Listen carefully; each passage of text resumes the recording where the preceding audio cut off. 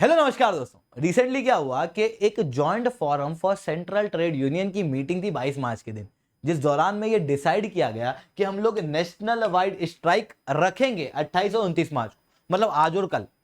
ऐसा central trade union ने decide किया था, उसको बाद में सपोर्ट किया था all India bank employees association द्वारा।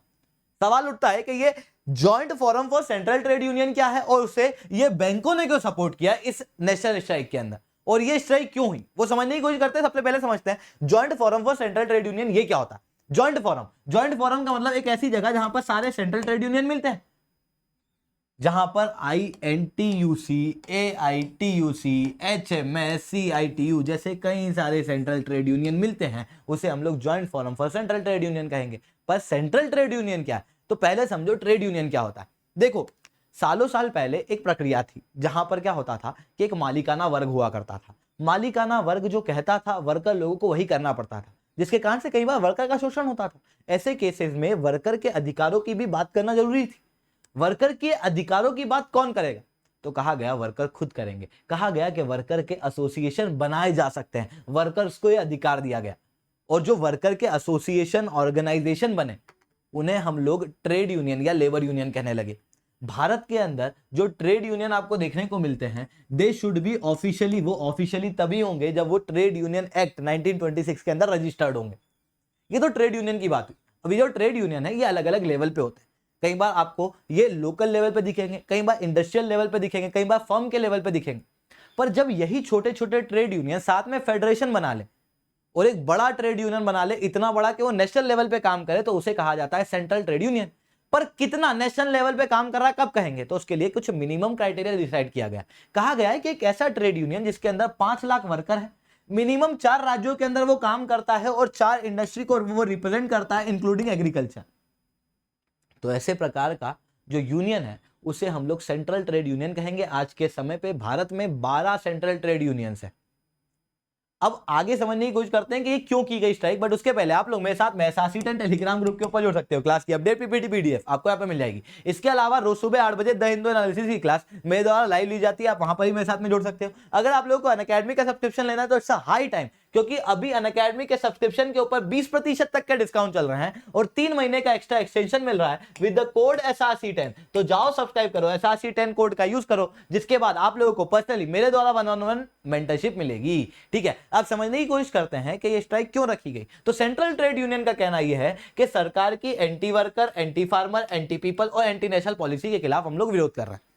पर यह पॉलिसी क्या है, मतलब किस पॉलिसी के खिलाफ खास रूप से ये विरोध कर रहे हैं, ऐसा क्या कर दिया सरकार द्वारा।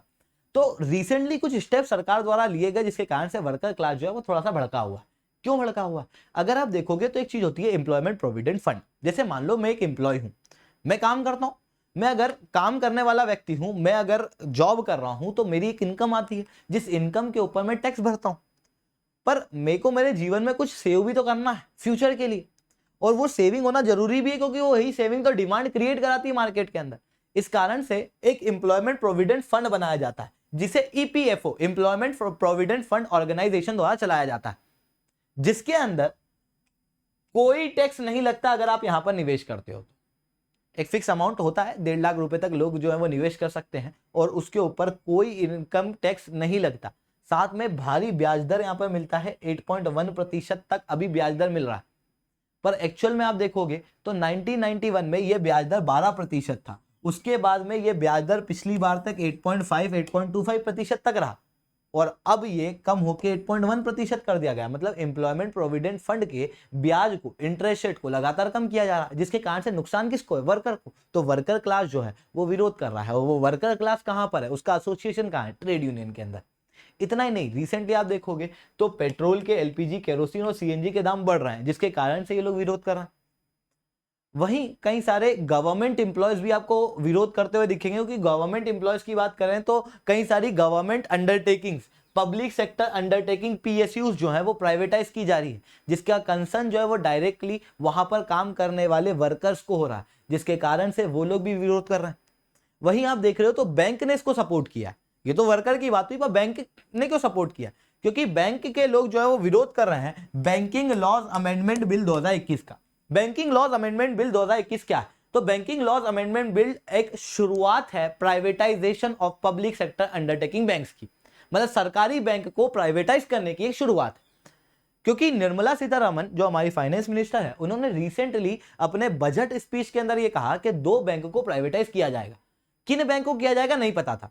अप्रैल के अंदर पिछले साल ये पता किया गया था, नीति आयोग द्वारा इन 2 बैंक को आइडेंटिफाई किया गया था, पर इनके नाम जो है वो नहीं बताए गए। कई सारी रिपोर्ट्स ये कहती है कि ये जो 2 बैंक है जिन्हें प्राइवेटाइज किया जाएगा, ये इंडियन ओवरसीज बैंक है और सीबीआई है, सेंट्रल बैंक ऑफ इंडिया, जिसे प्राइवेटाइज जो है वो भारत सरकार द्वारा किया जा सकता है। एक तरफ तो ये प्राइवेटाइजेशन किया जाएगा, अब जो वहां पर काम करने वाले एम्प्लॉय वो अभी तक गवर्नमेंट एम्प्लॉय के रूप में गिने जाते थे, तो उनके लिए और अच्छी वीआरएस यानी कि वॉलेंटरी रिटायरमेंट स्कीम लेके आ जाएगी, ताकि वो लोग जो हैं वो इजीली रिटायर भी हो सके अगर वो चाहें तो, अगर वो कंटिन्यू पेंशन रखना चाहते हैं तो। अगर नहीं रखना चाहते तो they will go to the private sector, ऐसा भी कहा जा रहा है, जिसके कारण से वहां पर विरोध हो रहा है। इतना ही नहीं, आप देखोगे तो अभी तक क्या होता था, गवर्नमेंट सेक्टर के अंदर किसी भी बैंक के अंदर अगर निवेश की बात की जाती थी तो फॉरेन सेक्टर बहुत ज्यादा निवेश वहां पर नहीं कर सकता था। 20% तक का निवेश अभी वो कर सकता था, पर इस कैप को भी इस बिल के अंदर हटाने की बात की जा रही। नॉट जस्ट दिस, सरकार जो है वो अपने अंडरटेकिंग को 26% तक कम कर सकता, 26% तक, उससे ज्यादा भी रह सकते हैं होल्डिंग, पर 51% से कम रहेंगे।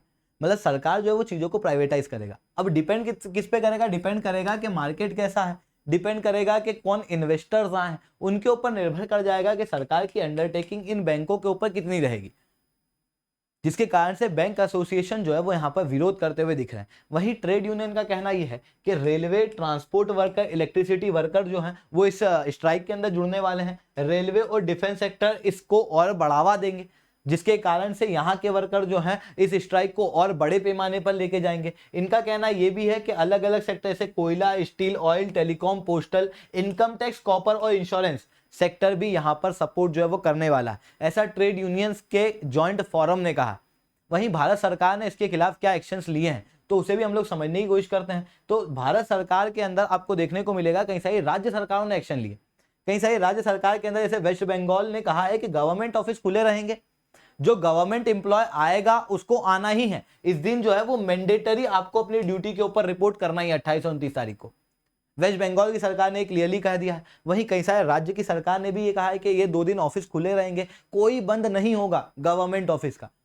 अगर कोई व्यक्ति यहां पर ऑफिस में नहीं आता है तो उसकी ना आने को लीव में नहीं जोड़ा जाएगा, यहां पर इस चीज की लीव नहीं ली जाएगी और सैलरी जो है वो कट की जाएगी। ऐसा यहाँ पर कई सारी राज्य सरकारों ने भी क्लियर कर दिया है।